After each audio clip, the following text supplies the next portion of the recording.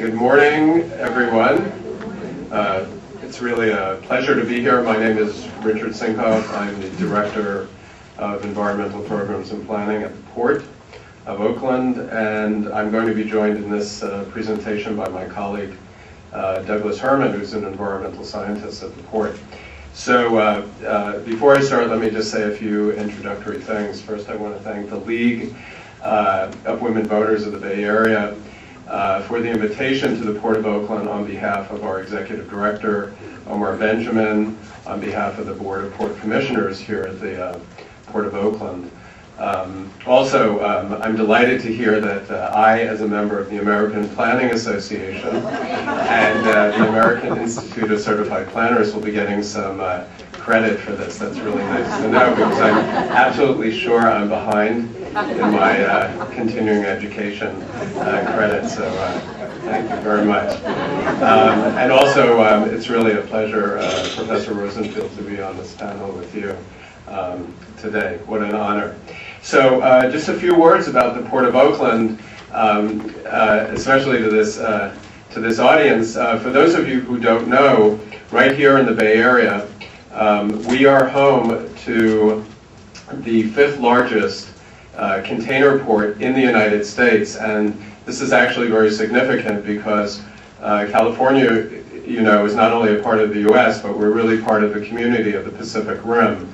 And what our port right here in the Bay Area, which is really the regional, and I would say the regional port for all of Northern California and Nevada, Utah, parts of the Great American West, we are one of the gateway ports for not only large amounts of imports, goods coming in from Asian markets, but also increasingly for exports. We are a major export for Central Valley agriculture, for Napa Valley wines, and we're really part of the ecosystem, what I call the economic ecosystem that sustains all of us and sustains our ag lands, our farmers, our agricultural industry. So the yellow area up there is the location of the Port of Oakland, maritime area, and then I just want to point out that we also, I'm sure many of you know this already, but the Port of Oakland also owns and operates Oakland International Airport, which is the most convenient gateway in and out of the Bay Area. For those of you who fly Southwest, JetBlue, United, we encourage you to keep doing that. And we also manage many acres of waterfront land in Oakland. I'll make a pitch here. I know Sandy Threlfall, who many of you know, has really been the champion of reintroducing the city of Oakland to its waterfront. And Oakland is a waterfront city. And many of you who enjoy Jack London Square or the trails along the bay, a lot of that you owe to advocates like Sandy Threlfall, who has been really trying to reconnect the city to its vibrant and beautiful waterfront.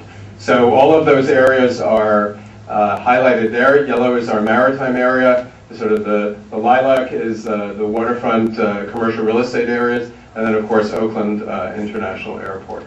So a couple of words about sustainability, which is the topic here. Sustainability, as you know, started out as a concept, I would say, sort of more narrowly tailored to environmental sustainability, and that's absolutely appropriate. The concept that we think about how we use resources and operate, not only in terms of what we need today, our generation, but really looking out 7 generations. It's a very old concept. It's one that our native peoples, the first peoples of the United States, had embraced, and we're catching up with their wisdom to really think about how do we sustain our own families, our own organizations, but with a view towards those who come after us, because we're really temporal stewards of resources. We have an obligation to those who came before us, and certainly for those who will come after. I think the concept now has been broadened, and I'm very, very happy to hear this, beyond the sort of the environmental function in organizations, to look more broadly at our business practices, how we operate, so that we are really considering the entire life cycle of what we do from a sustainability paradigm, from that sustainability lens. So it really does echo the themes of the conference today. How are we purchasing things? How are we using things? How are we operating? What is our energy footprint? All of that to try to reduce the environmental footprint and continue to operate these businesses in a sustainable way, because obviously the sustainability of organizations helps the economic foundation of all of us, our livelihoods, and also has an impact on the life systems that sustain all of us. So you can really think about it as a full circle way of thinking. So the point here is that environmental sustainability, we are now, those of us who are privileged to be in the environmental and planning function in organizations, we are trying to push this thinking into our business units, into our construction, into everything that we do. And the Port of Oakland, as such a large part of the economic system of the Bay Area, an economic driver for our region, which sustains thousands of people's livelihoods, their jobs. We have direct employment, but also induced employment. Thousands of people, stevedores and suppliers and shippers and carriers and farmers who all depend upon this. We all have to think in a sustainability framework. So what I'm going to highlight today very quickly are 3 projects that we've done, but I want you to keep that perspective in mind, that it's really all attached to thinking at the Port of Oakland. How do we operate? How do we provide these services to our customers in a way that continues to build a sustainable organization that is part of a larger economic system that sustains all of us? And how do we do it in a way that really translates into long-term stewardship of the environment? Okay, so the 3 projects I'll be talking about, Doug will pick up the materials management program. I want to talk about dredging. We're going to talk about materials management, and we're going to talk about a 3rd project, which was on the video, the deconstruction project, and we'll do it all very quickly. I think probably in 5 minutes. So let's go to dredging. So big theme here in terms of waste is that waste, I think, is a term of art that's going to gradually sort of fade from our vocabulary. We no longer really think about waste anymore. Everything that we use is a resource. It's just up to us to figure out how to reuse it if we've used it once. So what we used to call dredged spoils, which is really, it's an anachronistic term, we now really talk about the material that we take out of our shipping channels as a material that we can use for other purposes. And so at the Port of Oakland, where we have the shipping channels, those are the federal and Port of Oakland channels that provide for those big ships to come in under the Golden Gate, bring all that cargo in, load up again with all those, it's really frozen food going out from the Central Valley back to Asia. We have an ongoing program to dredge those channels, and we now use about 90% of that material for other purposes. And one of the major purposes here in the Bay Area, as you know, here are the ships. I just want to show you how big they are becoming. And by the way, they're going to get bigger because the Panama Canal, for those of you who've been paying attention to our neighbors just down the street, that's south of us, they are building a third canal adjacent to the existing one. I've been down there. It's very impressive, to provide for the post-Panamax. Those are the ships that are actually bigger than what the current Panama Canal can accommodate. They now have to go on a circular route. Well, they're going to be able to go through the canal, so we're also going to see bigger and bigger ships.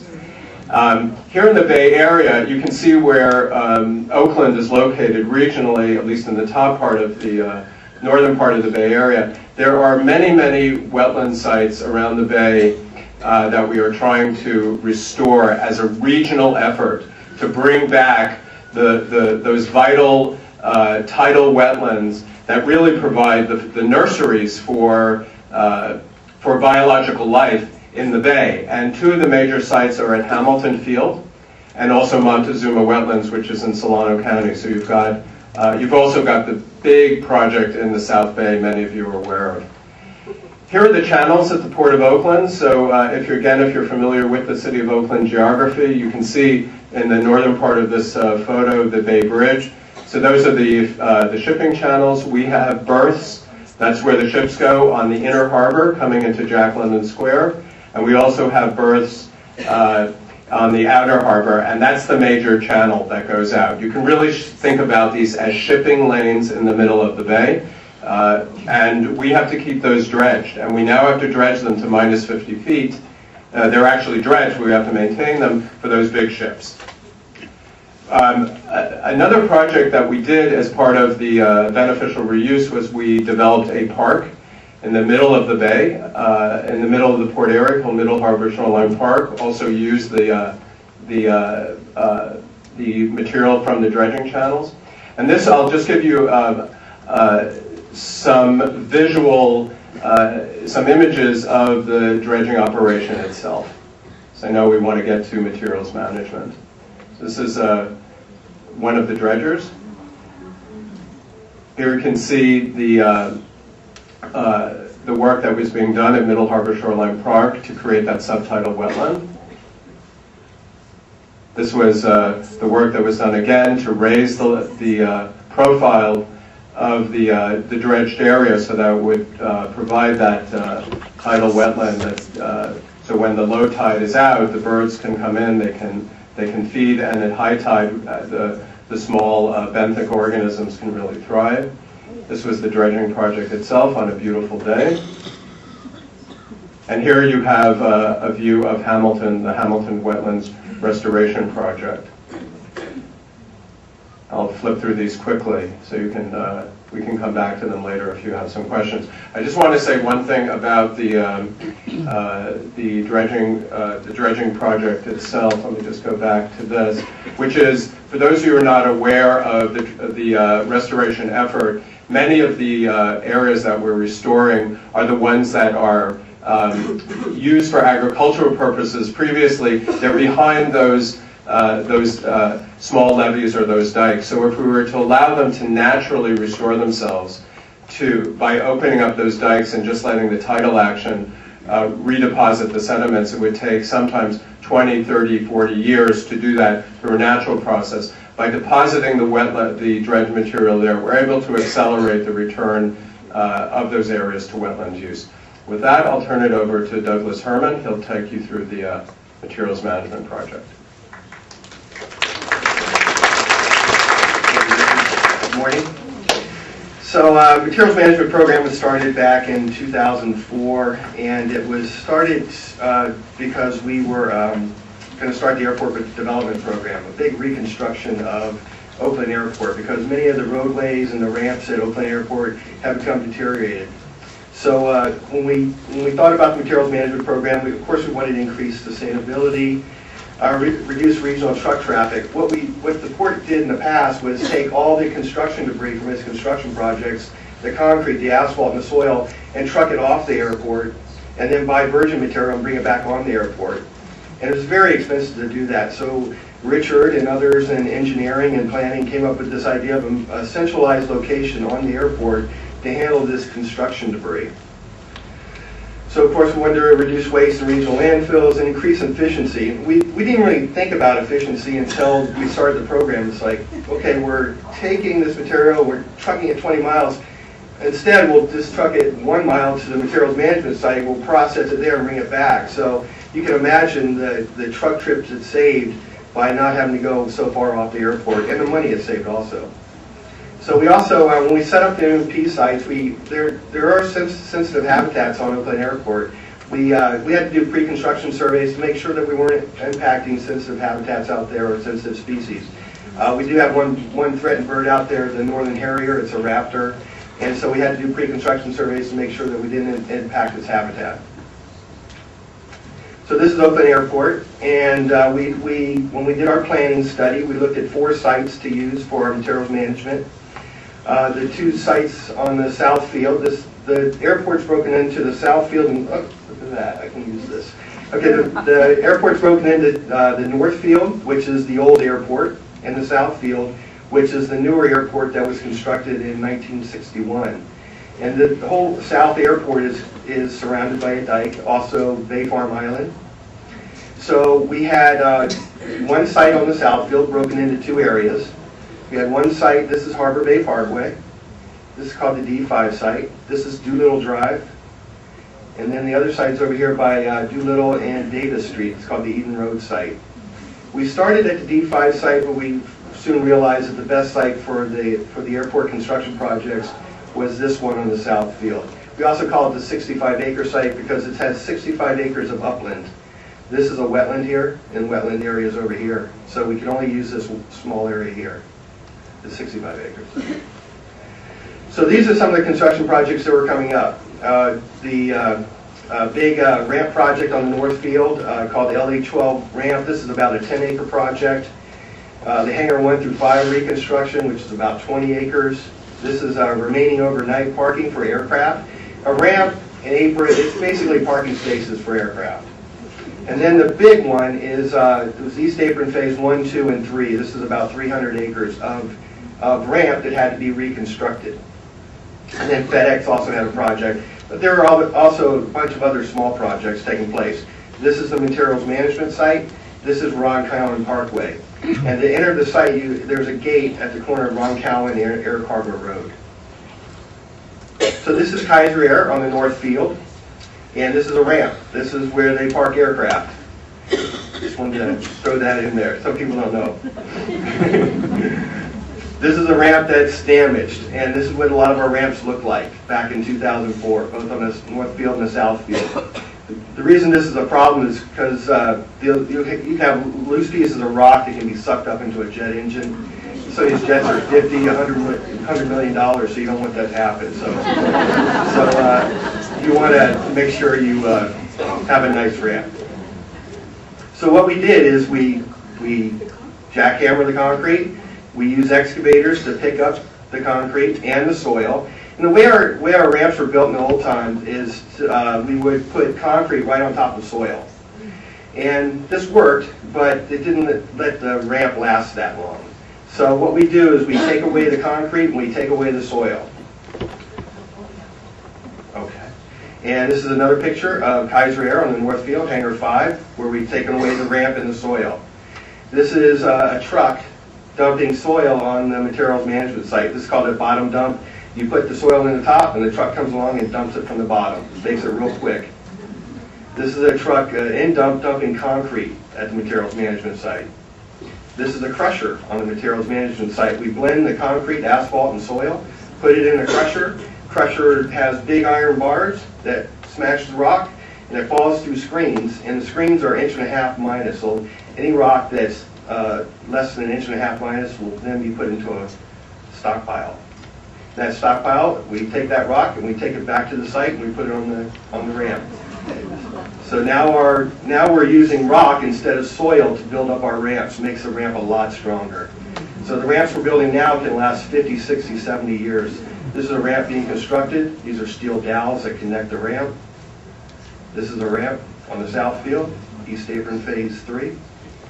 These are grinders that grind up the asphalt. They also can use the loading trucks. But see, this is the aggregate base that's compacted to over 100%, and then concrete placed on top. 29 projects. We disposed of about 670,000 tons. That's about 33,000 truckloads of material. Instead of going off the airport, stayed on the airport. 12.4 million savings, 240,000 tons of aggregate reused so far, 1.9 million in reuse savings. That's the materials management program.